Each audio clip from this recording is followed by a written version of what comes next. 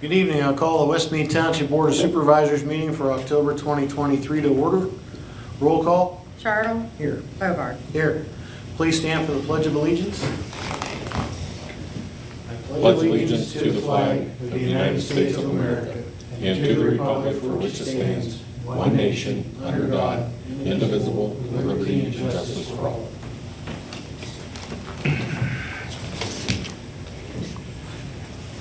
Please note that all supervisors' public meetings are subject to public and/or private audio and video recording. Is there any public comment on agenda items? Hearing none, please note that public comment will also be received during each agenda item and at the end of the meeting. I'll entertain a motion to approve the September 12th, 2023 study session and regular meeting minutes as presented in our packets. I'll make a motion. I will second it. Any discussion? Roll call? Chartle. Yes. Hobart. Yes.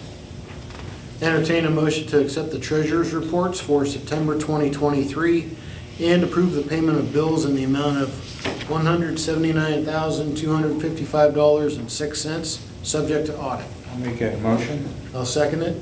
Any discussion? Jill, some of that was, our payments to the fire department this. Yes, fire department payments, plus there was a lot of all the salt payments. Right. So that was a big chunk. Right. Plus there was pension pass-throughs, and Right. so we have usually this month it's a little bit larger, so. Yeah. The Yep. fire department money, that was just passed through money also. That was Yes. the Relief Association Yep, money. exactly. Roll call? Charles. Yes. Hobart. Yes. Okay, monthly municipal reports. Police Chief Chip Brown, you're up first. Good evening. For the month of September, we had 57 complaints, and 57 of those were acted on and taken care of. Total time in school zones was 10 hours. There was 118 and a half hours spent on patrol watch and traffic watch in the township. 59 and a half hours was spent in the office on paperwork and reports. 46 and a half hours was spent on investigative time. There was 22 hours of miscellaneous time.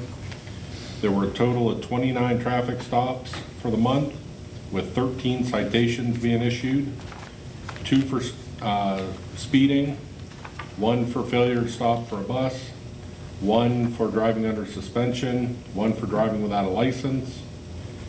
There was 1 for inspection violation and 2 for unregistered vehicles, and 5 obedience to traffic control devices. There were 16 warnings issued, 13 for speeding, 2 for inspection, and 1 warning for ATV on the roadway. We assisted the road department once, assisted the zoning officer twice, assisted other police departments once, assisted fire and EMS twice, and there was 1 call request to speak to an officer. We investigated 2 reportable motor vehicle accidents. There were 2 animal complaints, 1 investigation of natural death cause. There was 1 civil complaint, 2 CYS investigations, 3 fraud investigations, 1 criminal mischief complaint, 3 theft complaints, 1 weapons violation or PICS investigation, 1 harassment, 1 hit and run complaint, 1 suspicious vehicle call, and 1 item of stolen property that was recovered. Total mileage for the month was 1,417 miles. Any questions or comments for Chief Brown? I don't have anything. I do not either. Thank you, Chief. John with the road report for the month. From September 13th to October 10th today, again, we continue all 3 parks' weekly maintenance, mowing, weed eat, and taking care of garbage. And I will make mention that the park will be closed at the end of this month. We're going to winterize the bathrooms and I mean, if the weather would continue to be nice, I guess if you wanted to come in and use the picnic area, we could probably open it for that. But for bathrooms and that kind of thing, we just need to get that behind us because there's a bit of a process there, you know, so. But I guess we could make that decision as we go. But I mean, for all intents and purposes, it would be closed end of October. Mowing berms, we're continuing to do that with a boom mower. We finished up some stuff for PennDOT on Baldwin Street, Franklin Pike. Last month, we did a pretty hefty amount of seal coat patching. And I know there was a lot of people question why we patched here and didn't do this and why it wasn't uniform and things like that. But what we did is we chose the worst of the areas that were cracked. And, you know, it's a Band-Aid, but yet it gets us through the winter, you know. So it's just a process that we do. So, and as far as other work that was done, we were ditching throughout the township on Arthur Street, Limber Road, Pearson, Terrace Street, and Phelps Road. We've also completed a small tree cutting and brush cutting project over on DeVore Developments, which is Saybrook, Chad. We also started a brush cutting and tree trimming up on Helen and Kelvin, and completed one on Quail Hollow. We have started leaf collection as of 9/29. The same schedule. It's Monday, Tuesday, south of 27, and Monday, Tuesday, south of 27, and Wednesday, Thursday is north of 27, and Friday is a floater day that we go to the worst areas. And I'd have to say that, I mean, we've been out almost every day, and we've collected about a load a day, so it's slow right now, but in another week or two, we'll be behind, so. But anyhow, we cleaned up around the township building. We had some stockpiles that we wanted to get straightened up, and material in the yard that we wanted to get stockpiled and straightened up and get ready for the winter. And miscellaneous areas around the township that we cleaned up, where we have some other small stockpiles, we've cleaned that up too. And what we do is we try to be prepared if we would have to haul snow, that we have places to put it, you know, if that would be an overabundant amount. So, and we did a small project with the city of Meadville and helped haul some compost out. And we also did a grading project at the leaf dump. And we have started, as of yesterday, repairs on any of the plows, wings, spreaders, spinners, and all the trucks that will receive a plow or a wing on them. We're going through all that stuff now. We have contracts with PennDOT, and as of, you know, what they do is they expect their fleet to be half of their fleet ready by, I believe it's the 15th of November. And we have contracts with them, so we try to stay on contract or on track with them to do the same thing, you know, as have half of our fleet ready to go just in case, you know. So, because you never know. I mean, this time of year it's getting cold and rain and whatnot. You could get some ice. Hopefully we don't, but you could. So, and they're telling us that there's a chance for a little more winter this year than we had last year. So we'll see. I guess we'll know in April, right? Wouldn't take much. No, it wouldn't. We didn't have much more winter No. last year. So, and that's all I have, Donnie. All right. Thank you, John. Yep. I have no questions or comments. Jill, with the zoning report for the month.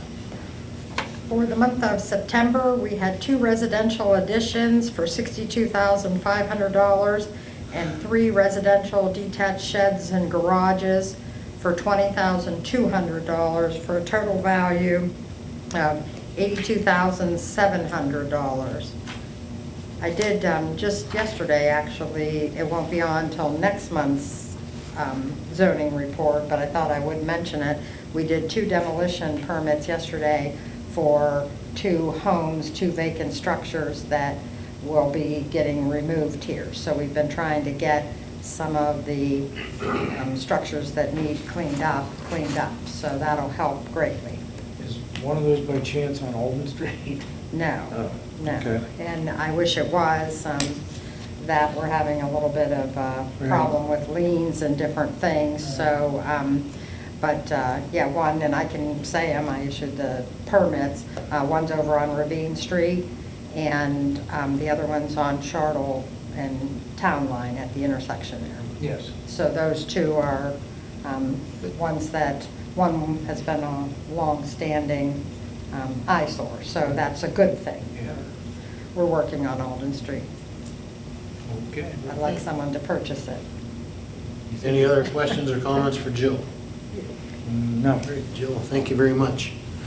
All right, move on to the first item under business.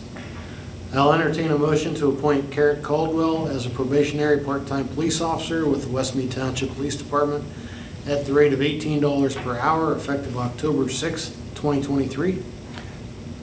I'll make that motion. I'll second the motion. Discussion, Chief? Carrick was one of the officers that offered his services up over the fair to help us out after the fair, and being around us, he asked if we needed any help, that he'd be willing to help out a couple shifts a week or something, whatever we wanted.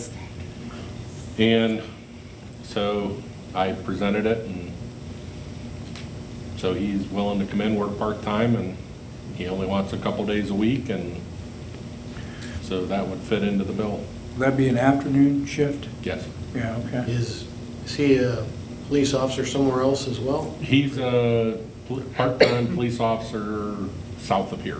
Okay. Yes, he's currently a police officer. Yep. Jill pointed out we had the wrong date on there. It's effective today's date, Today's October date, yep. 10th. Any other questions, comments, discussion? Roll call? Chartle? Yes. Bovard? Yes. Okay, item number 2. I'll entertain a motion to continue the contract with Reed Oil Company for the purchase of diesel fuel, if necessary, to be effective until December 31st, 2024. I'll make that motion. I'll second the motion. Discussion on that. It's, if it's needed for equipment.